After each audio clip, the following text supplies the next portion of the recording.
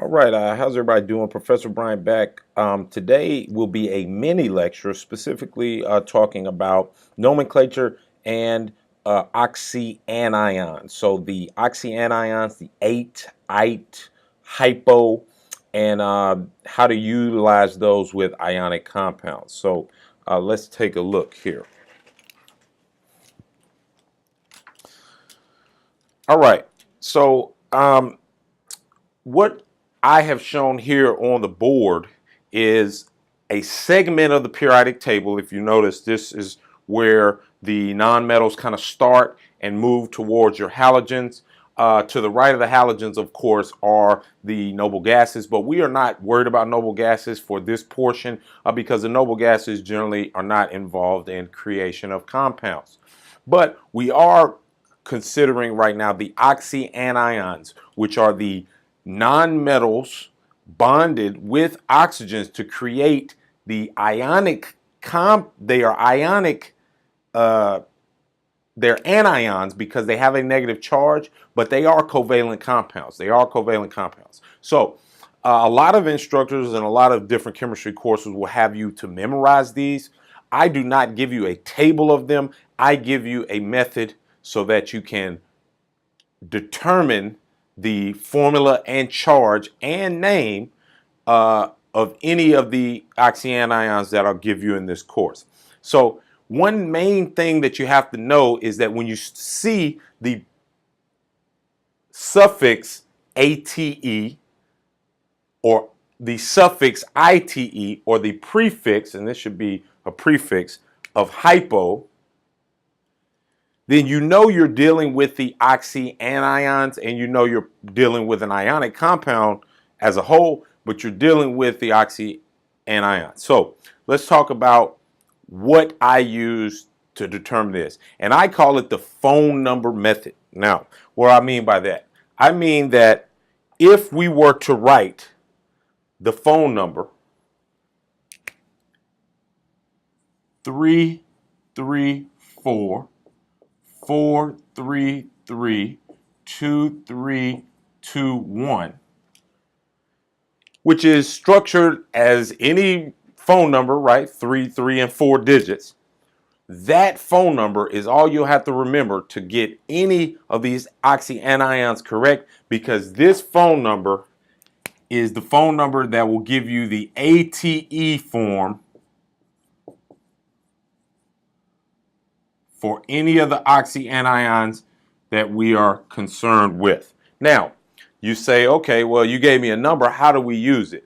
We use the phone number by placing it above each of the columns or each of the groups on this section of the periodic table, one number above each, and then start over, and you'll see that we'll end up with 5 numbers on top of 5 numbers. Now, if I do that, we end up with 3, 3, 4, 4, 3, 3, 2, 3, 2, 1. Okay?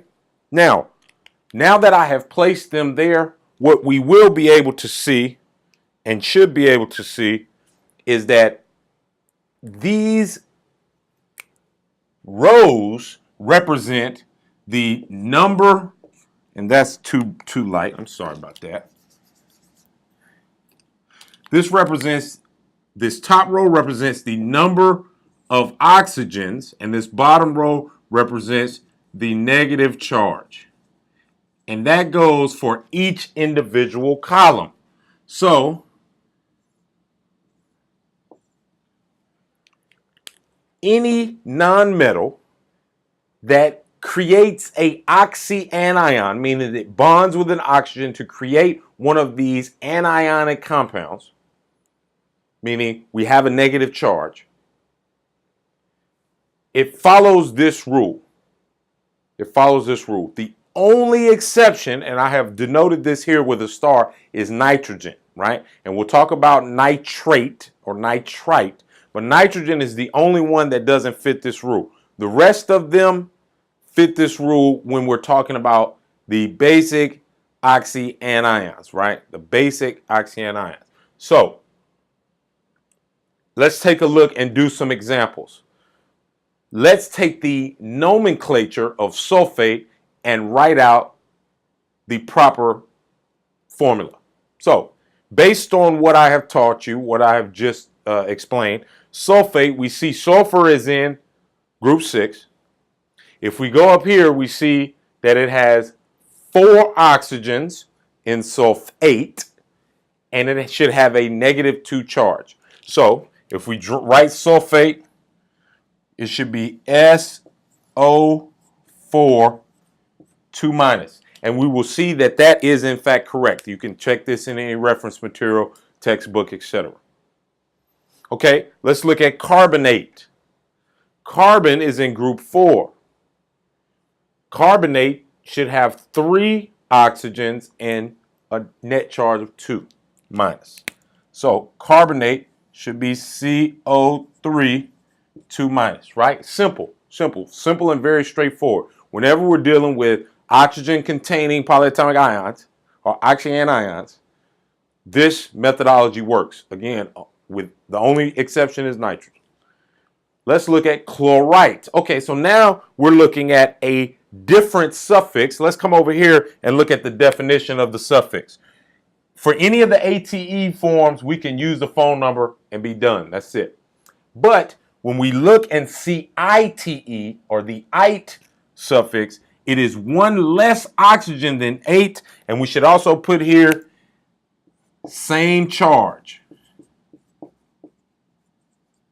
So the charge doesn't change, but the number of oxygen goes down by 1.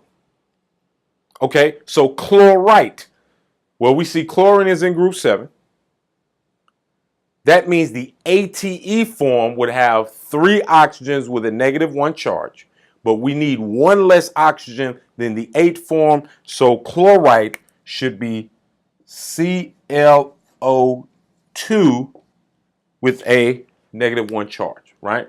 And again, you can always pause this video, rewind, go back and look at that if you didn't catch any of that. But the ATE form, you can use the phone number placed properly above each column. You can then create the formula based upon that using the nomenclature and the suffix. And we'll talk a little bit about hypo here in a second. Now, let's take a look at if we were given the formula, what is the nomenclature? So you also need to be able to do the reverse, right? So here we have been given PO3 3-. Well, if we find phosphorus on our periodic table, we see we're in group 5, and phosphate, since we're using a phone number, should be PO4 3-, and we see this is PO3 3-, so we should be dealing with the ITE suffix, so this should be phosphite.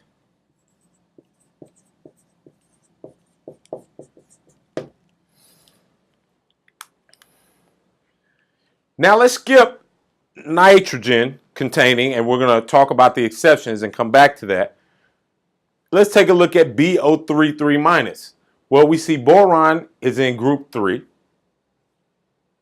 and it should be BO3 3- is the ATE form, so this is in fact borate.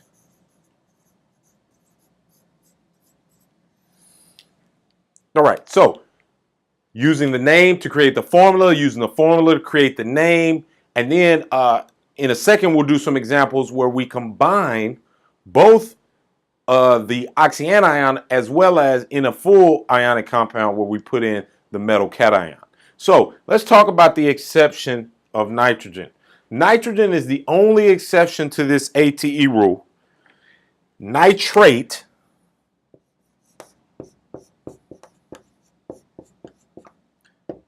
is NO3 -1, and that's just the only one you have to memorize. Instead of memorizing all the rest of them, NO3 1- is nitrate. Therefore, NO2 1- is 1 less. Our rules still apply. The only thing is difference is you cannot use the phone number. So instead of memorizing all of these, just memorize nitrate, use the phone number for the rest of them, and we end up with nitrite here.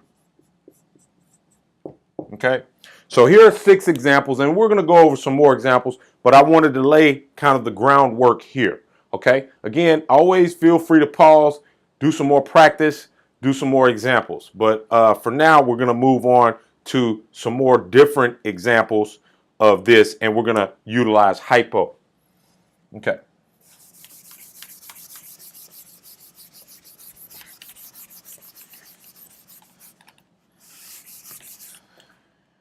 Okay, so let's take a look at a situation like BRO minus. Let's look at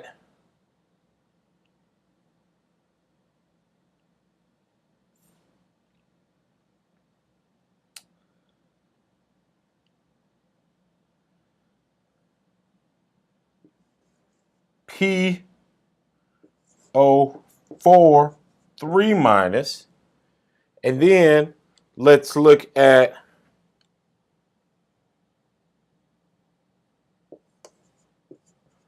perchlorate. And let's talk about these examples. Okay, so here's 3 more examples. Now notice that we have BRO minus. BR is not up here, but we should remember that bromine is a halogen. It's in this column. So it still follows the rules. Even though I didn't write it up here, it still follows the rules for each group. So bromate, if this is what it was, would be BRO3 minus 1. Bromite would be BRO2 minus 1, because we would subtract 1 less oxygen. But here we have a situation where we have 2 less oxygens. And whenever that's the case, we must be referring to the hypobromite, because hypo is 1 less oxygen. But you only see hypo when the ite is already the suffix. So we have 2 less oxygens than the bromate based upon the phone number. So BRO minus is hypobromite.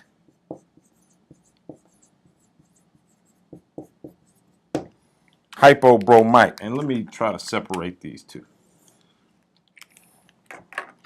Okay, hypobromite. Now, PO4 3 minus, we look on the periodic table, phosphate, O4 3 minus, so we're dealing again with phosphate.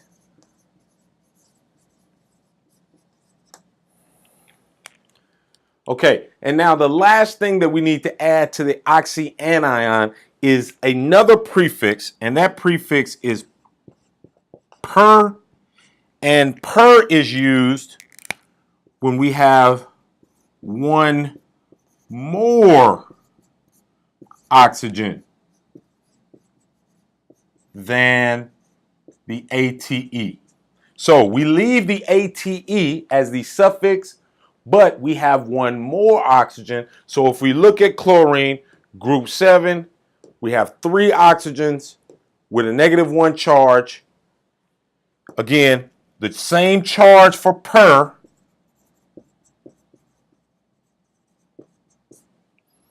And the perchlorate would then be ClO4 1 minus, right? ClO4 1 minus. Again, I am using the top number in my setup here for the number of oxygens. The bottom number is the charge, and the prefixes or suffixes determine if it's this number or if it's 1 more, 1 less, or even 2 less. 1 more, 1 less, or even 2 less. Okay, now let's look at incorporating these into ionic compounds as kind of the culmination. So I'm going to erase this definition stuff, and then I'm just going to work with specific examples.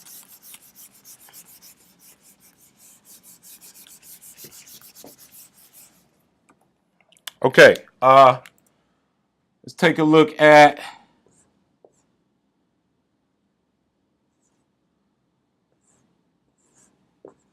that example. Let's look at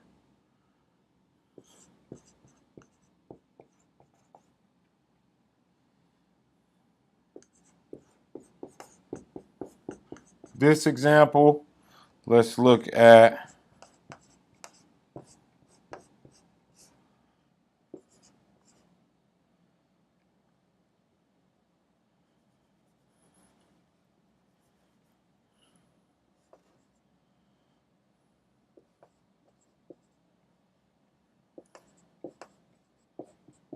this example, and let's look at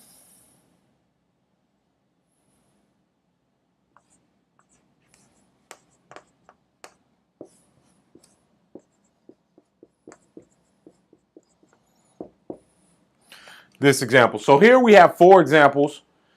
One is going to be formula to write the name, and then the other 3 we're going to use the name to write the formula. So this first one, we see that it's ionic compound. How do we know that? We know that because we have a metal and nonmetals. We know we're dealing with an oxyanion because we have a metal, and then we have this covalent compound that clearly has a charge because of this chemical formula. Well, we should recognize that this is potassium, right? And we should know that potassium has a +1 charge always whenever we're dealing in compounds. Why? Because it's a alkali metal. So we know that the overall charge of this molecule is 2-. If we go to our information, our definition, or our trick, if you will, of the phone number, CO3 2- is carbonate. So here we're dealing with potassium carbonate. Again, you have to be able to recognize and write the proper nomenclature, okay? Now, let's take a look at this next example, cesium sulfite. So, cesium, we should know that is alkali metal as well, has a +1 charge. But now let's take a look at sulfite. Sulfur, SO4 2-, that means sulfite is SO3 2-.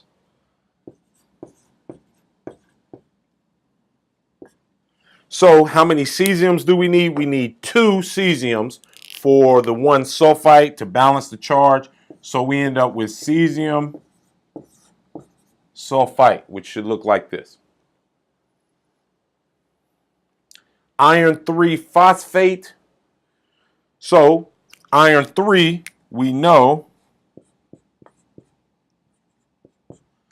is going to be 3+. Phosphate, ATE form, use the phone number directly, PO4 3-. Both of these have the same charge, so we should need a 1-to-1 ratio for a neutral ionic compound together. So we end up with FePO4. And lastly, copper 1 silicate. Copper 1 should be Cu+, and silicate should be SO3 SiO3 2-. So we end up with 2 coppers, Cu2SiO3. Okay, so here are 3 examples on how to use the ATE form utilizing the phone number that is given to you on the periodic table so that you do not have to memorize, and you will determine all of your oxyanions and how to name them. Okay?